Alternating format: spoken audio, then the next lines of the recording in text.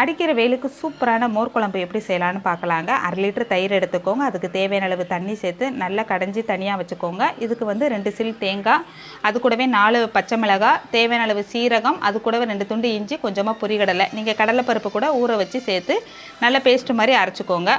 ஒரு 10 வெண்டைக்காவை கட் பண்ணி வதக்கி எண்ணெயில் வதக்கி தனியாக எடுத்து வச்சுருக்கிறேன். இப்போ ஒரு கடாயில் தேவையான அளவு எண்ணெய் ஊற்றிக்கோங்க. அது கூடவே கடுகு, கருவேப்பிலை, 4 காஞ்ச மிளகாய் சேர்த்து நல்லா பொரிஞ்சதுக்கப்புறம் நம்ம அரைச்சி வச்சுருக்கிற தேங்காய் விழுதை இதோட சேர்த்துற வேண்டியதான். தேவையான அளவு தண்ணியும் சேர்த்துக்கோங்க. ஒரு பிஞ்சு மஞ்சத்தூளும் சேர்த்துக்கோங்க. கொஞ்சம் லைட் எல்லோ கலரில் இருந்தால் தான் நல்லாயிருக்கும்.